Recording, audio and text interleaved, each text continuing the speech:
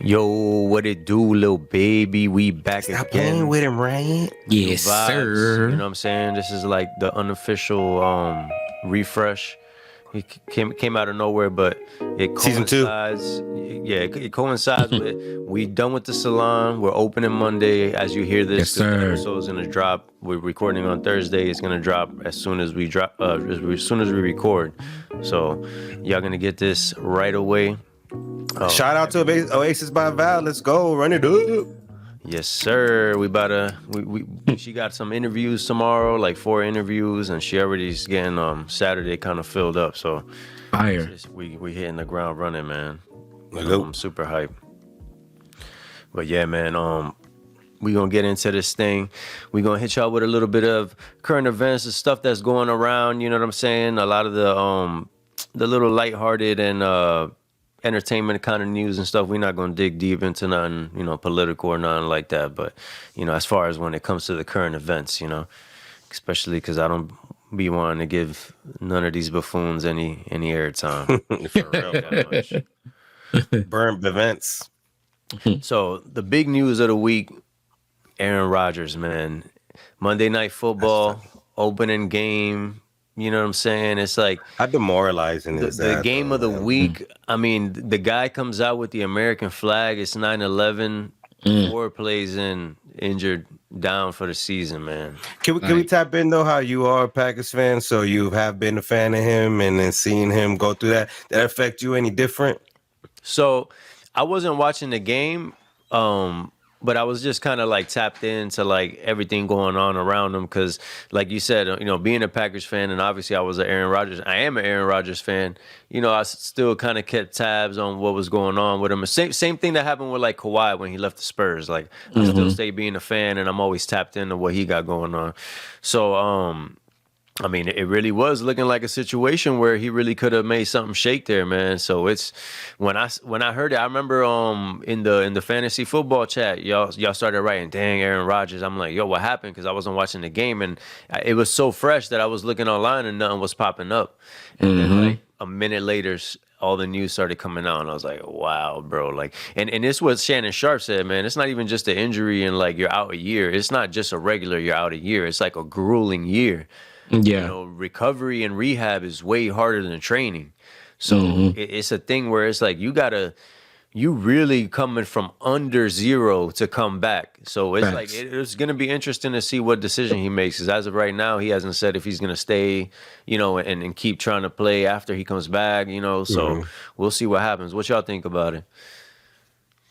Yeah, I mean, you basically said it all, man. I think just from a standpoint of, like you said, the amount of money that the NFL put into this story, the Hard Knocks show following the story, all of the commentary, and just time spent on this transition, like everybody was hyped for this moment, you know what I mean, to see what was going to happen. So, I'm not an Aaron Rodgers or Packers fan, but I do respect Aaron Rodgers as a player, and to see him go down like that, I mean, I feel like he has a lot of competitiveness in him that he probably wouldn't call it quits.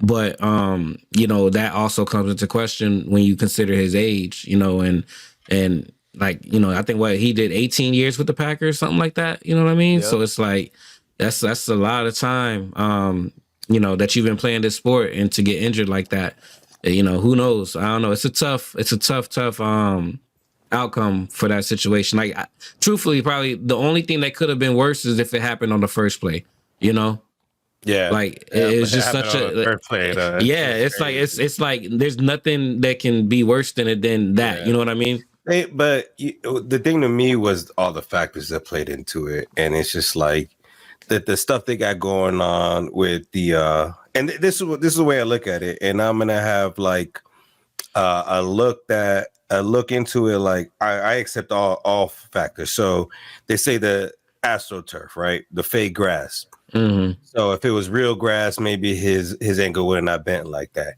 Then you got the superstitious stuff like Vinny Testaverde going out there, his big year, and literally having the same exact injury on the same exact drive. I heard a lot of Jets curse stuff this week. Yeah, you know what I mean? And then you got the old Packer fans who are in bars cheering on this injury and like wishing the worst to him.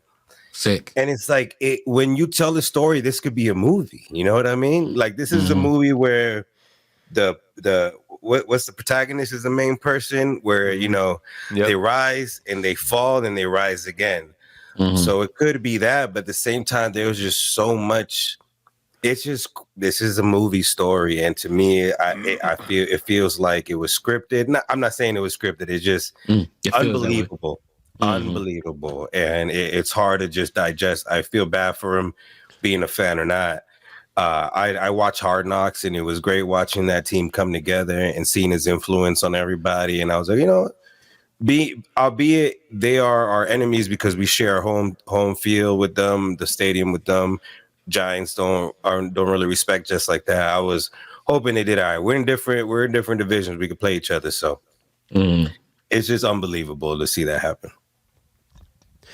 Yeah, man, it's definitely a crazy situation that everybody's going to be cognizant of and always keeping their ear to it to see how it ends, because it's definitely he got everybody on their toes right now, and everybody's kind of saying the same thing, like nobody will follow him if he just wraps it up. He's like, do you think he's done? You think knowing him or all of us knowing him and knowing the player he is, you think he'll wrap it up? From what I know of him, just from like the same thing as y'all seeing him on TV and stuff, I would say that there's no way to tell with him. He could lean any direction. You know what I'm saying? Like I literally could see him saying, I'm not going out like that. And I could also see him saying, this is a sign for me to call it quits. Yeah. I wouldn't be shocked if he went either way, possible. Either way. Yeah. But yeah, man, last time we spoke, or either the last time or the time before, Quincy was talking about him going to the AEW show. And the pay-per-view that came up right after that show just happened to be a big eventful pay-per-view for them, because CM Punk, a big wrestler, probably like the only wrestler people would know if they don't know anything about wrestling besides like Hulk Hogan and The Rock and Stone Cold. Like CM Punk is probably like the only guy outside of those guys that people might know who he is, And basically he was one of the wrestlers in AEW. He got into a backstage fight after, a long history of a lot of drama going on backstage with him and other wrestlers. And he ended up getting fired after that pay-per-view. And now there's speculation of him possibly going to the WWE because he has that connection, because he actually fought in UFC. So he came from WWE, left WWE to go to UFC. So he has ties to both companies. And, they're Brock Lesnar route too, right? That was Brock Lesnar as well, yep. So they're kind of trying to like see, oh man, will he end up back in WWE? But he had a real rough exit from WWE also, where he got fired. You know what I'm saying? So it's kind of crazy how it's gone down for him as far as his career goes, because in the eyes of wrestling fans, he's like one of the GOATs, and like newer wrestling fans will tell you he's the best. Like they'll be like, he is the GOAT. Let me tell you what I saw about this. Now, taking account of the last episode we had where we talked about the script, I heard this is written in the script, and there's certain signs that can tell you how it's written in the script, and that he's gonna pop back up in the biggest event before anybody realizes it. I can see it too, man, because I honestly feel like what happened with him, basically, like he was kind of on thin ice with that company anyway, and then he got into a fight with a dude and like grabbed the owner of the company. Like he was like, people had to separate them because they say he was about to do something to him. You know what I mean? Yep. Like, and it's like, bro, if you already know you on thin ice, you don't have like many big paydays coming. I feel like exactly what you're saying, Joe. Like he probably already knew, I got an offer from WWE regardless. I'm obligated to be here. How do I get out of this contract? You know what I'm saying? Like that's how I see it. Like that's my like wrestling. They're always trying to work some kind of angle. Hey, so I can see the Montreal screw job.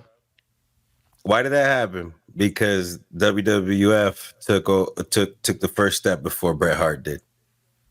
Exactly. You remember the Montreal screw job? Yep. Seen that story?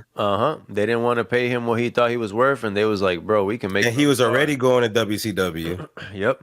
So they're like, hey, we just gonna screw this guy over right now since he's leaving us anyway. So if you stop them from screwing you over, and by putting yourself in the plan of them screwing you over, you know what I'm saying? That's that way. I don't know. We'll see. And at the end of the day, we'll see how it turns out. But I love that you can still question the script and just be anticipating and just excited to find out how it's going to turn out. What you think about the whole situation, Quincy? And you saw him when you went, right? Was he on the show when you I don't think he was on that episode. Like, he wasn't there that day. Gotcha. But yeah, I mean, you made it kind of a good point, Joe. I went down like a little rabbit hole in my head thinking about that. I don't know, man. I feel like, when it comes to CM Punk, man, like you said, he has a history, and with a wrestling company like AEW that's trying to build itself up, especially like, I mean, obviously, I mentioned Heels before, like the show. You know what I'm saying? I mentioned it before. Yeah, but I watched that. It's a good show. It's a good show to kind of tap into like those smaller branded companies. And I just looking from a business standpoint, somebody like CM Punk having an incident like that, especially me as the owner, bro. Like, I'm not. Whether he brings fans or not, I probably wouldn't tolerate that, because you're trying to. The biggest thing when it comes to building, like, a company, especially like a wrestling company, is trust, and feeling like you can work with people that you trust. And, that kind of a situation definitely, tarnishes that a little bit. That's a good point, Quincy, because going to the scripted thing that Joe brought up, it's like, yeah, it's scripted, but the guy is still slamming you across the ring onto a table. Yeah. You Exactly. have to trust that he's going to do it in a way that is not going to give you permanent damage. It's going to hurt. You're gonna feel it for like a week probably, but you need the right person there to make sure that, you know what I'm saying, it's not going to be a crazy catastrophic thing. So That's a great point, Quincy. Like, that trust needs to be there, especially with him and other wrestlers. So it might be tough for them. Like, yo, you causing all that trouble over there, trying to come over here. Like, nah, bro, we don't need none of that. Yeah. Yep. Nah, great point. And yeah, man, now with the crowning jewel of the news of the week, which is going to wrap it up as well. Nas, new album coming out on his 50th birthday, which is today, Thursday the 14th. At 9 o'clock, he's dropping the album today, bro. Magic 3. Man, and this is the last one. They announced that, right? This is the last one. 6 albums, bro. Man, I'll tell you this. I'll tell you this. He's the GOAT, bro. Yeah, I mean, oh, man, damn. The GOAT. All right. Bro, who drops 5 fire albums and then caps it off with the end of the trilogy of the last album? Hold on. 5 fire albums? Fire, bro. Fire. You think fire? I have not heard anything from either of you or either of all my Nas friends about Magic 2. I haven't heard a peep. I haven't heard a song request. I listened. I literally this morning. You guys have said everything in your life that you listen to, but I haven't had one Magic 2 song from y'all. I'll tell you this. I feel like after KD 2, I kind of stopped mentioning the projects because he kept coming out when I was still soaking up music when he was dropping new music. I get it, but I have not heard one. Y'all have told me about every single album, and y'all, it's y'all in like 5 okay, then. Friends. So how about this? And all y'all me, I have never heard one thing about Magic 2. That's all I'm gonna say. All I'll say then is that Irvin Magic Johnson song is ridiculous. I was literally listening to the song with him and 50 this morning. Dog. And it led me to and listen that song to KD hard. too.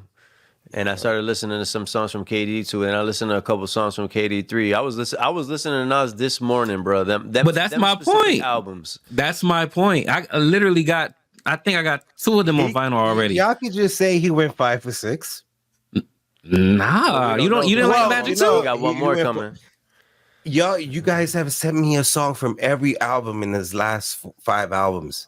Personally, y'all have. Bro, one Mic One Gun was the first single, and we dropped that in the.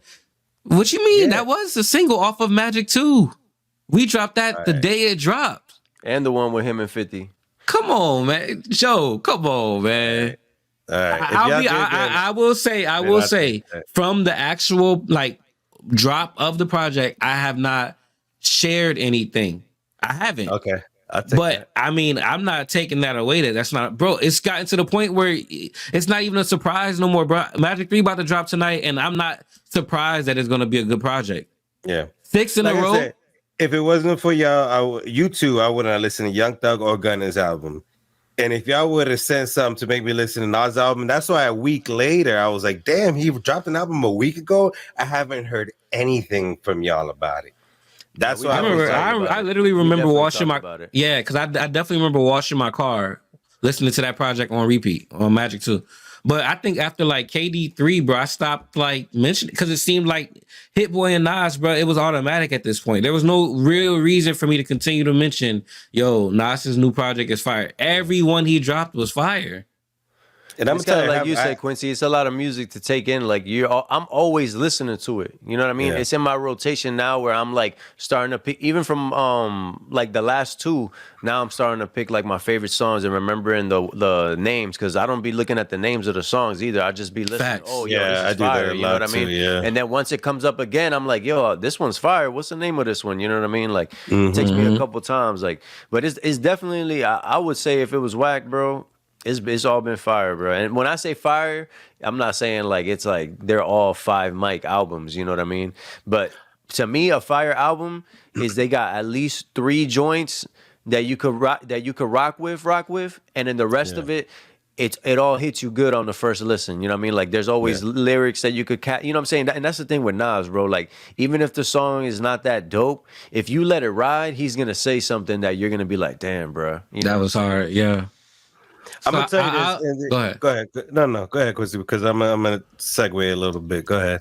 All I'll say is this: Lester has been saying Nas is the GOAT forever. I wasn't really the biggest Nas fan, and it's not from a standpoint of I didn't like Nas as a rapper. I thought Nas was a dope rapper, but as far as the music, I couldn't enjoy a lot of the music because the production for me wasn't it. I feel like with the last 6 projects, Nas was able to show anybody that thought like that why other people was like, he's the GOAT. You get what I'm saying? Like 100%. But okay, Yeah. so this is what I want to tell you. So Nas is like LeBron right now, right? No, and let me say, I'm not comparing them as like who they are as GOATs. Nas is like LeBron, that he's still going in his umpteenth year, right? And then you got Jordan, who, what does he need to keep going for? So I see it everywhere, on Facebook, on Instagram, on everything you could possibly see. Jay-Z can never. Why would Jay-Z need to come and drop 6 albums, fire albums, 3 years with a hot ass producer? Like, just to prove Nas wrong? Nas don't need to do it either. Yeah, I know. But that's what I'm saying. And LeBron don't need to keep playing either, but he's just playing because he can and he wants to. Facts. And he just can. He just can't. He can still hit it these many years later, deliver what he's been delivering since year 1 for everybody, just because he can. So it's like, why? So does that automatically warrant the person who they're compared against to do the same? If not, they're whack. Does that person have to do the same in order to prove that they're better, or they're whack just because they don't do it? That's a great comparison, because just like LeBron and Jordan, they're always gonna get compared no matter what. Exactly.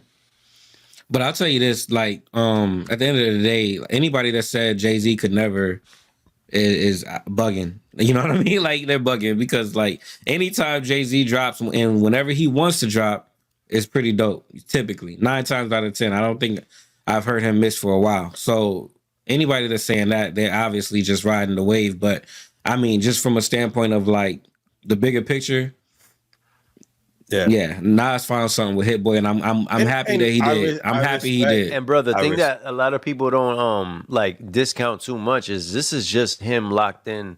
Like, bro, there's barely, some of them don't even have features, and then the ones that do have features, it's amazing. Don't get me wrong, dog. Like this is like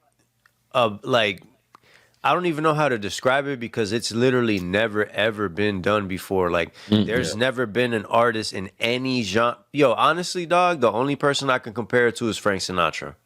The only person that I could say genuinely really really got better, like, and understood how to use their voice, But Frank and Ocean didn't how last to make their even music like half as long as Nas, though. that. Say What? that again. He didn't even last half as long as him, though. Who? Oh, Frank my Sinatra? bad. Wow. I was I'm about to say he stupid. laughed till he I died. was about to say, dog. You talking about old Blue Eyes? No. I heard that wrong. My bad. Got this music. But yeah, too like loud. Frank Sinatra is the only one that you could like even bring that up with. You know what I'm saying? Like it's like it goes back to what y'all saying about Jay-Z. It's not that Jay-Z could never, but he just like Joe said, he just is not doing it. You know what I mean? Yeah. Like if Jay-Z just out of nowhere just was like, "Yo, I'm gonna drop 6 albums," like people would say the same thing. Like, "Damn, Nas." But could never," that's I mean? what I'm saying. As a Jay Z fan, so should I stop liking him less because how good is Nas doing? Because I love how good Nas is doing, and I'm enjoying it. But it's like, is that trying to like convince It's me nah. that It's crazy Nas to is me that better? anybody would ever listen to this one thing and think in their head about the other thing. Like, you know, I've never Yeah. listened to Nas and Yeah. was like, "Ooh, Jay-Z could never." But that's how I Right. feel like all these commentators and all this shit I see on Facebook and Instagram and everything. Like, why are you even bringing up Jay Z? Just enjoy Nas. But it's weird That's how I too feel. because like, but that's kind of what happens with anybody that's like considered a GOAT in their realm. Because if you think about it from a standpoint, like when Jay-Z was actually dropping a lot of music consistently, I don't think I heard many people saying Nas could never. You know what I'm saying? But it's just Jay-Z gets the accolades, Jay-Z gets the Rock and Roll Hall of Fame. And Nas comes out with these bangers back to back to back, and now you want to make a comparison. Which, with that being said, I think that, you know, that conversation needs to start being had about Nas, man. Like, for real, for real. Straight up, just Because, about Nas. I mean, like I said before, bro, like, you know, there was a lot of older Nas music that, you know, it just wasn't hitting for me. No disrespect to him, because the man could rap his ass off.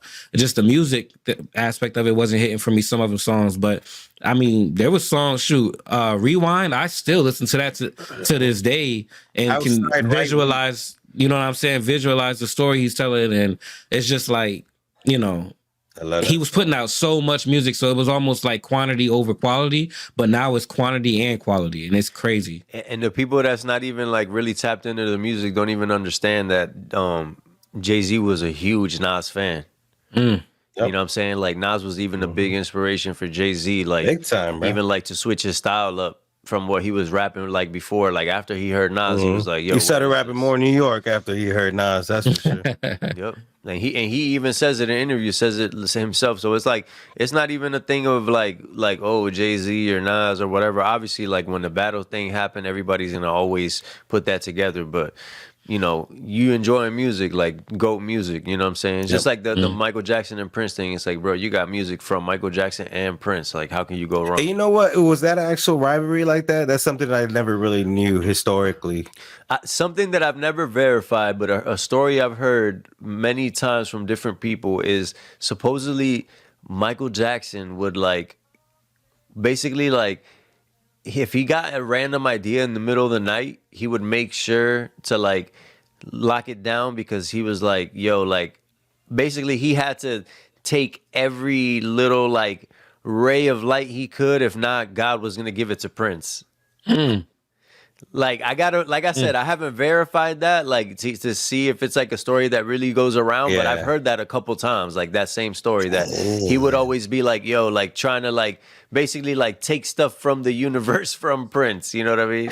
That's Yo, wild. y'all remember that Prince Super Bowl performance? Yeah. Dog. Yeah. This is off topic. You just reminded me of it, and man, like that's probably the most gracious, like I don't know, man. That SMD performance, bro. Basically, no, but that was crazy, bro. Like that performance was something special. There's another story. Maybe we'll get into it on another podcast. But there's a story about Michael Jackson and Prince were in like a little club, and Mike was trying to like kind of do some little funny stuff to upstage Prince. And I believe Eddie Murphy was there. So it's a pretty crazy story. I'm gonna get all the details and I'm gonna tell it next time so y'all can hear it because it's a crazy I story. need that. Yeah, facts. But yeah, man, I was listening to Theo Von the other day. I forgot who the guest was, but he said something that really caught my attention. Like he was just they were kind of getting into like the way they described it was like the pornography of like the therapy kind of content nowadays. You know what I mean? Like where like they're seeing a lot of people that are sharing. You know what I'm saying? But they're not sharing for a reason. They're not sharing to try to get a resolution or to actually make a change. It's just like it's trendy now. You know, it's like now it's trendy to share. So let me just Now I get what you were saying. put my issues out there and, you know, show it to a million people. It might help me, it might not, but hey, it's what's in. You know what I'm saying? So there's a lot of different aspects of that to tap into. And I'm not saying that that's what I believe in. I'm just saying that's what they were saying. And that's how No, I'm a big recognizer of that, bro. I hope to help people who need help, but I sometimes see people that like they're not looking for help, man. That's something I always it's a took to show. heart back in the day, like that I still keep with me always is like, I don't complain to anybody that can't help me. You know what I'm saying? Like as far as like somebody that has been in those shoes that can actually tell me like, hey, you should do X, Y, and Z, or somebody, you know what I'm saying? Like there's no point in complaining to somebody that is just to still complain. You know what I'm saying? Complaining for the sake of complaining don't help nobody.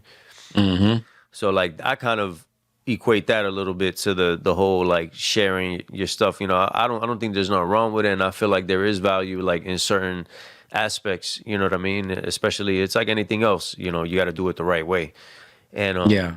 you know, like I said, there's definitely good aspects to it, but there's also a lot of people that, for example, will post just a video of them crying, like, where it's like, bro, but you had to set up the camera to, you know what I'm saying? Like, it's a weird dynamic, and it kind of gets into like what I was saying, like, it's like that kind of content is getting hoarded out. Like, it was like a thing that started a few years ago where it was like getting on people's radar, the mental health thing and everything, but now it's like getting to a point where everybody wants to be in on it somehow, you know what I mean?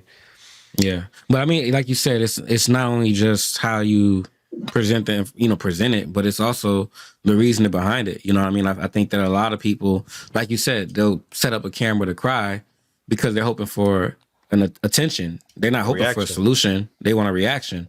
And you know, I think that's another aspect of it with the content. Because I will say, man, I'm a big proponent of, or not proponent, but like, you know, I'm a big person when it comes to advocate. Thank you. That's the word I'm looking for. A big advocate when it comes to learning from your own mistakes and presenting that information for other people to learn as well. You know what I'm saying? So they don't have to make the same mistakes. That is different. You know what I mean? Like being able to see somebody say like, hey, this is what I went through. This is what I did. And this was the result. Cool. Yeah. I appreciate that. You know what I mean? But to say, hey, this is what I'm going through, and I don't have a solution, and I don't want a solution, I just want to tell you this is what I'm going through, then what are we here for? Or what are you looking for? You know what I'm saying? The only possible thing could be attention, a reaction, you know what I'm saying? And that's not really giving anybody anything but wasting time. And I'll give the selfish side, which is primarily selfish side, but it's the opposite side. It's like, is there guilt in knowing you can't help someone, so you're not going to reach out and try to help them? Anybody who reaches out to me directly, I'm there. But for me to reach out to somebody, I really got to feel, all right, this person genuinely needs someone to reach out to them.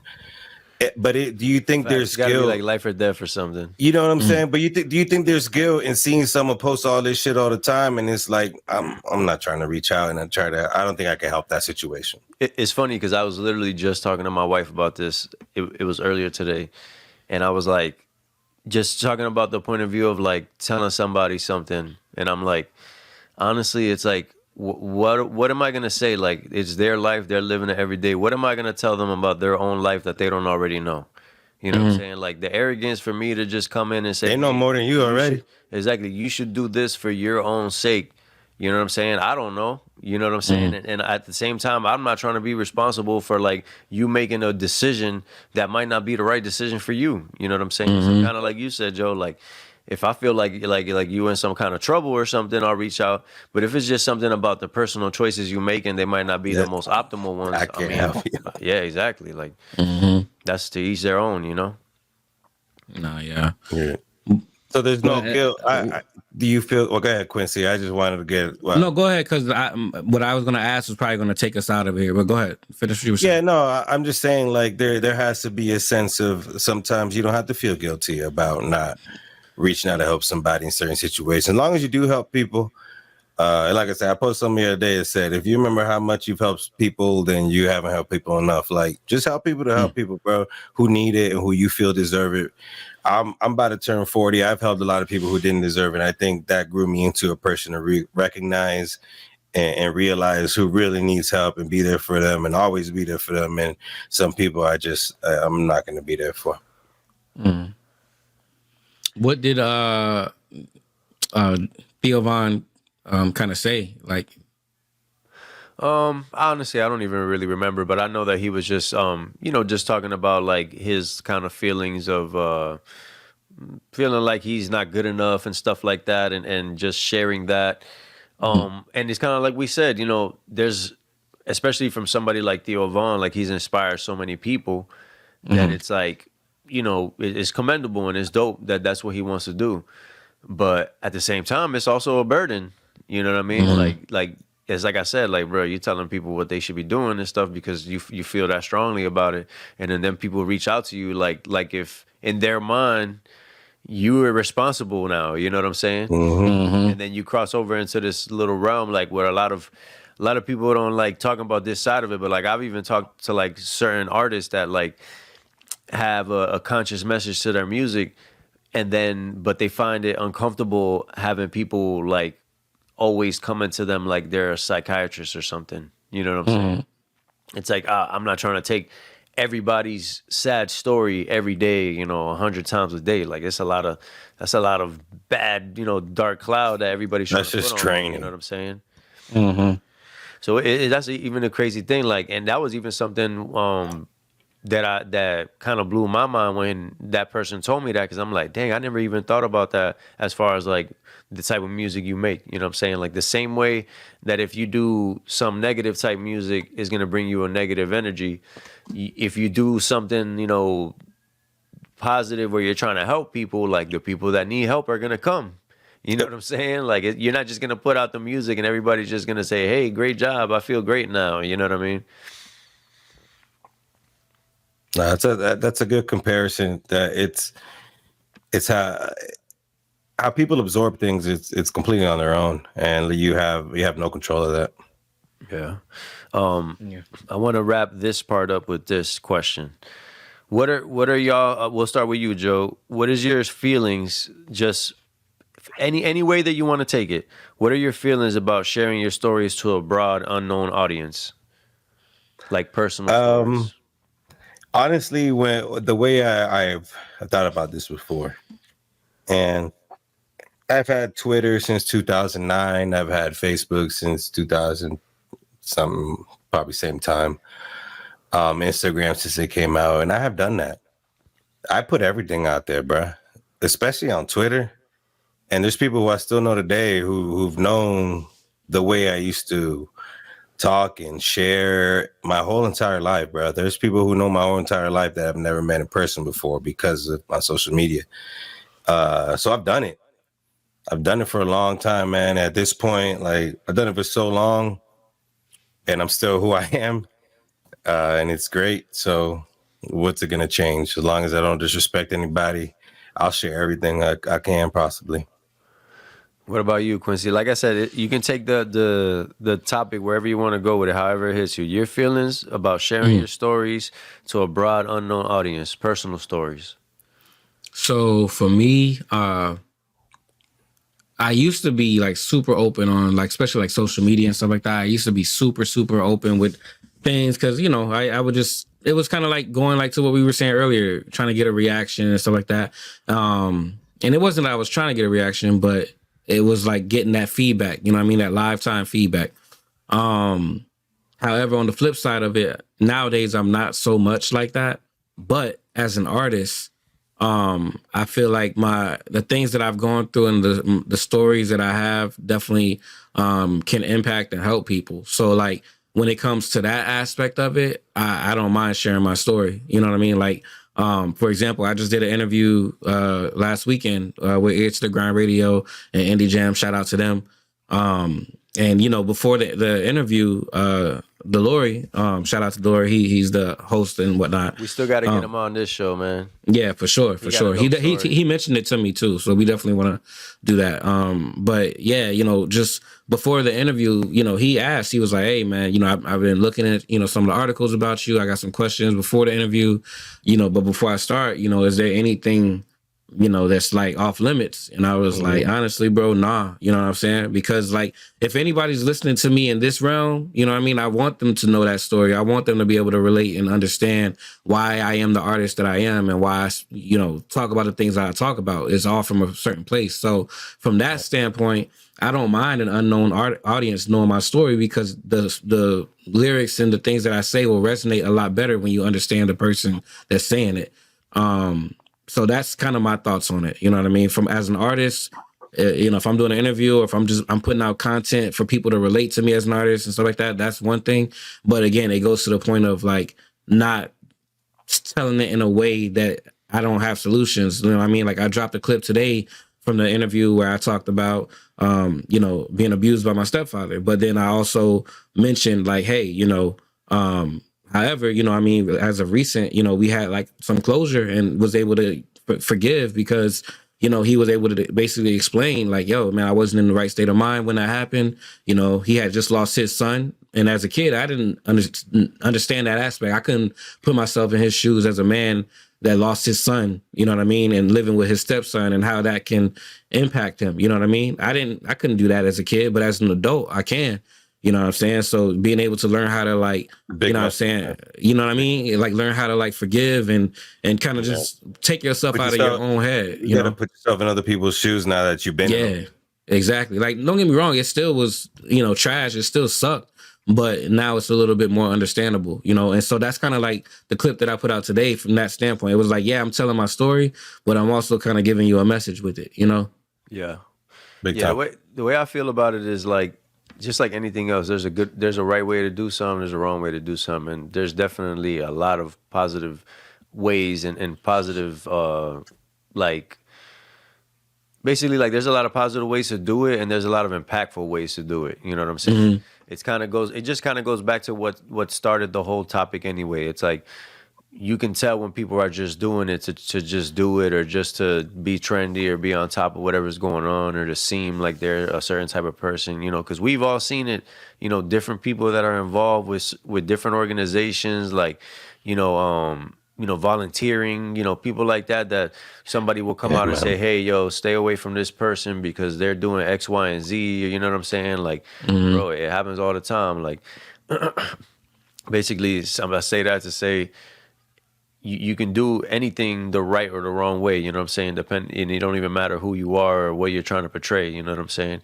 Because at the end of the day, it goes back to what we were talking about, like those people that set up the camera to catch them crying, Yeah. That's or to catch them giving or to catch them caring and say, who are you trying to convince, me or you? Exactly. Right. And it's like, just trying to be so formulaic and on top of the trends, like, it's just always going to be something that rubs me the wrong way. And if anything has that vibe to it, that's when I don't mess with it, But yeah, man, we going to get into this new segment that we're going to do every week that I'm super excited about, man. So we're going to go through the Billboard top 10 of a random year, random week, random month.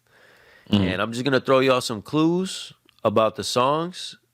And y'all gonna try to guess what it is, and whoever got the most points at the end is the winner. All right. And for that, I'm not reading ahead, Quincy. Don't try to read ahead. Don't look at I have no idea. Y'all can't pull nothing up. You know what I'm saying? Okay.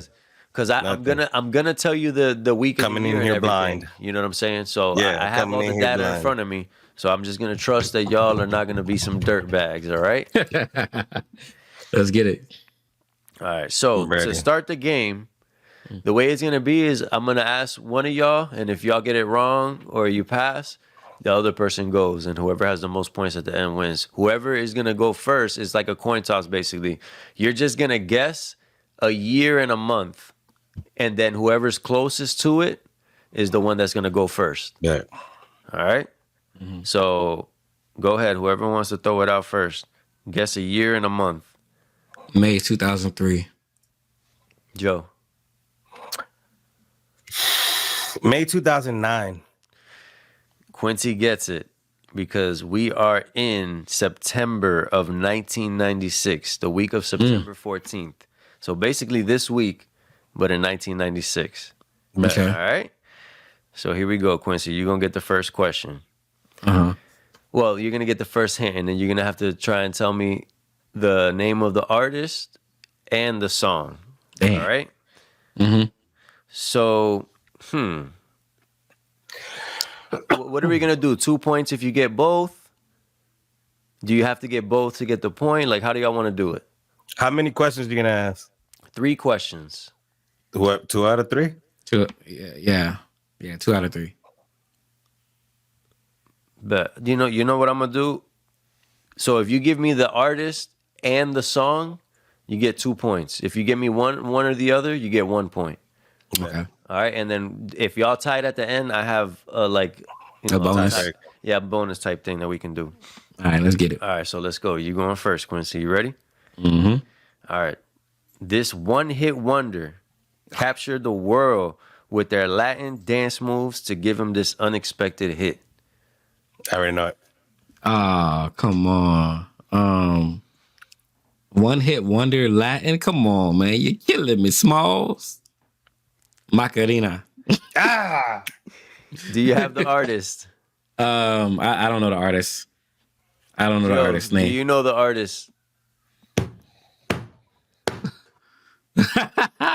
I do.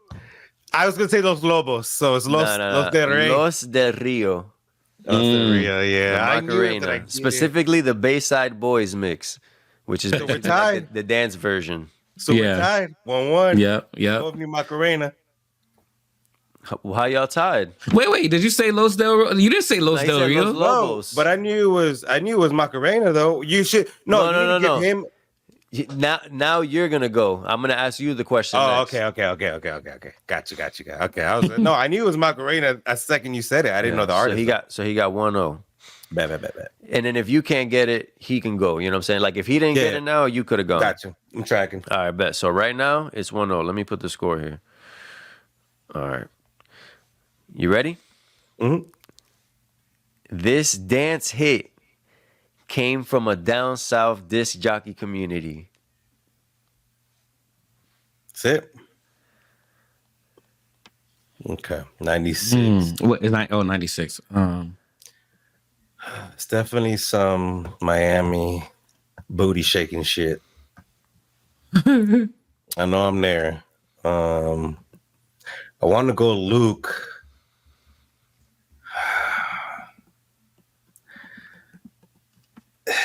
It's not Daisy Dukes, is it?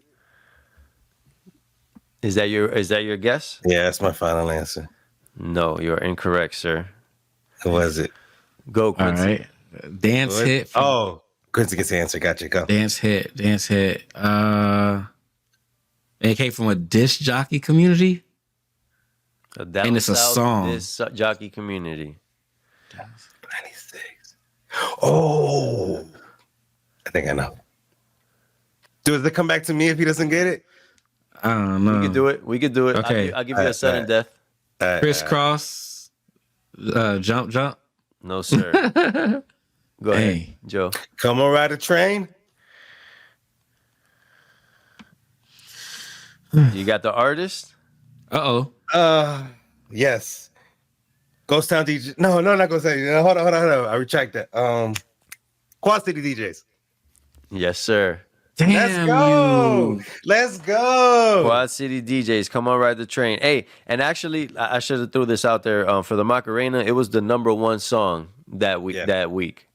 Mm-hmm. And Quad City DJs, come on, ride the train was the #6 song. It went down from the week before, so it was on its way down. So that's 2 for me. 2-1. All right, Quincy, you get the last question here. All right. All right. This sultry singer contorts his way onto the charts. What? Oh my Ooh. God. So what? Pay attention to the words, Brother Bear. Everything's in the words in these questions. This sultry singer contorts his way onto the charts. Ooh, let's go. You might have me on this one, Joe. I don't know. That's a hard one. I don't know. You don't want to. You don't want to throw out an artist or a song. Sultry singer, 96. I don't know, bro. Joe, shit. I don't know. No, Joe. I'm not saying I'm right, but I got one. Do I just need to name the artist or a the song? artist or whatever you got? If you got both, you get 2 points. Does he sing Pony? Is his name Genuine? No, sir. Ah. This one was number 3. It stayed in the number 3 position, but it was kind of on the way down too. Keith Sweat, Twisted. Damn. Oh, I was this thinking sultry of singer dance contorts, moves though. Twisted, But I was thinking, Twisted. I was thinking of Genuine like dancing, contorting himself. All right, I fuck with the dance. But now you're gonna have the you know what I'm saying, the gist of the game. I like You that. know, I like you know that the I like words have to do with the names of the songs, the artists, and everything. So the things have to do with the things. the things have to do with the things. And let me just run off this top 10 this week, just so y'all can hear the songs that were. So wait, hold on. Who won? Who won though? You won, man. 2-1. 2-1. This man's so competitive. You won the first official Billboard top 10 game on the Grounded show. Yeah, I'd like to thank everybody who showed me music. We gotta do it with some guests too. They Facts. gotta get on and get Whoever on. thinks they know shit, let's see. Yep. So I'm gonna run down the list right now. Again, Billboard top 10, the week of September 14th, 1996. That's I'm gonna go from 10 to 1. Actually, I'm gonna go from 1 to 10 since we already know 1. So the Macarena was number 1, Los del Rio. Mm-hmm. Number 2 was I Love You Always Forever, Donna Lewis. Number 3 I was love you Keith always Sweat, forever. Twisted. Oh, that's what that was- song is. Okay, I was Yeah. wondering what that song was. Number 4 was Loungin', LL Cool J. Oh, that was a track. I don't know. You should Number ask me about 5. that one. Number 5 was a banger. Eric Clapton, Changed the World. And it was on its way up. Number 6, Quad City DJs, Come On Ride It, The Train. I remember that shit. Doing Number that shit 7, in school. A Deep Cut, It's All Coming Back to Me Now, Celine Dion. Number It's 8, all You're Making Me coming High / Let It Flow, Tony Braxton. Dang. Number 9. Yo, wow. Yo, music ain't like that no more, though. Number 9, I Can't Sleep Baby, If I, R. Kelly. And number 10, a song that Kevin performed on The Office and always makes me laugh when I hear it now. Alanis Morissette, You Learn / You Ought to Know. You. I don't know. It's not fair. Yo, And those just- are all classics. And a little Easter egg, a song that was on its way up the charts, Only You, 112 featuring 112. Biggie. It was number 14 that I week. told you and it was that we going up. won't stop. Wow, bro.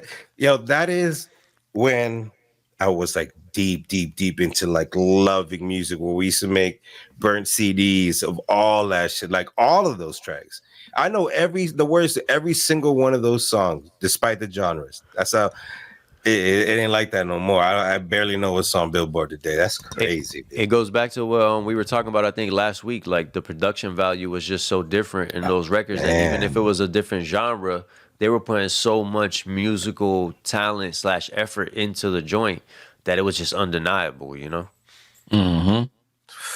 Bruh, that's yo, you just eye opener for me how great music was. I need to tap back into the 90s.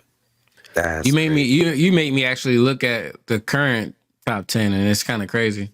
Oh, stop cheating, bro. Oh, now I'm gonna look. Yeah. I'm just doing it just to see because that was a great list of music to compare us to. Now that y'all know, if y'all want to just randomly pull up different top 10s and just get familiar every once in a while, so y'all ready. But you know what? Okay, so how much respect do you have now? Back then, they all had albums with those singles, right? For the majority part. Yeah, most now, of Gunna drops the album. He's Billboard. All his tracks, Billboard top 10. Thug drops an album. Drake drops an album. Cole drops an album. Like they automatic just because of streams. Like, how do you think it's the same measurement? Go ahead. They don't usually get Billboard top 10.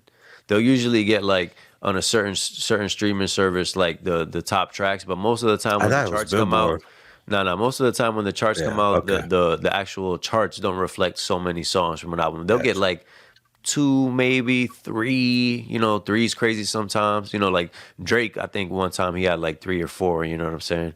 But, I thought he had like 10 out of 11, so I'm definitely tripping.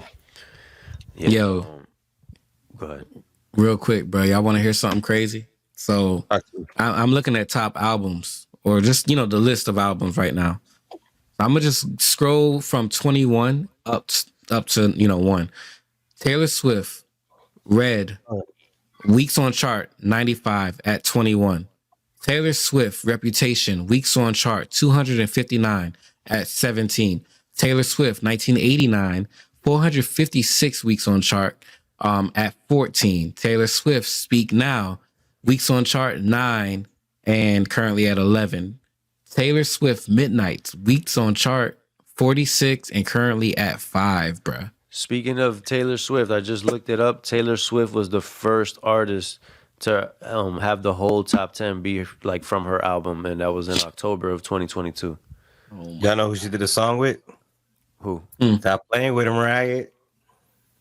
Out of all the female rappers, she did a song with Ice Spice. That's what was so crazy about the poor artist yeah. Like, and she brought her out on tour and to rap that verse on like on that's big. That's big. On her, crazy. That's big. That's what I'm saying, bro. An artist at that level is different. Those are different level artists for her to bring. She didn't do that with Nicki. She didn't do that with Cardi. She didn't do that with Meg. She didn't do that with Doja. But Ice Spice has that big advantage that she's clean also. She don't have like a stripper background. She don't have like a industry like that rapper vibe. You know what I'm saying? She's not like really. She's like one of these like you know what I'm saying? Like she's one of these new type of rappers that it's like a different thing. You're like a whole brand. You know what I'm saying? She's cut from a different cloth. Like and it's partly because of her meteoric rise. You know what I'm saying? That she's like kind of her own thing. She don't really have anything like controversial attached to her. She don't have a past that. You sound like the episode we did almost a year ago where I said that, and now it's coming to fruition. And Quincy said, "We gonna see, Joe. We gonna see." Hey, look, it's holding up. Your prediction is holding up. It's holding up. I will say though, the music's not, but I'm not saying her music's amazing. I'm just saying they are pushing her very well. I will give them that. She's making the right choices. She still got time to put out good music. She's still she's still what's it called? Marketing the kids, bro. Kids. And not only that, it was crazy. She's still using the same people who brought her in. That Stop Playing With Him Riot dude. He's been producing the music before anybody even knew she was, and she's still holding him down. And she's not selling out, and she's still doing it on her level until she has to take it up a notch, and she does it on the other level, of course. Yeah, facts. It's a magic, and you can't just make it happen with somebody else. You know what I'm saying? Yep. Mm-hmm. But yeah, man. That was a good session. I like that. I want to do that more. Yeah, facts. Definitely. The Billboard thing was real dope. When I was just looking up different ones, I'm like, dang, this is gonna be fun because it catches you off guard even sometimes, and you forget like what songs were out together. You know what I'm saying? Yeah, that list is crazy to me. Now y'all know y'all got about 4 years on me, so next one got to be 99 and above. Y'all got to stop playing with me. That's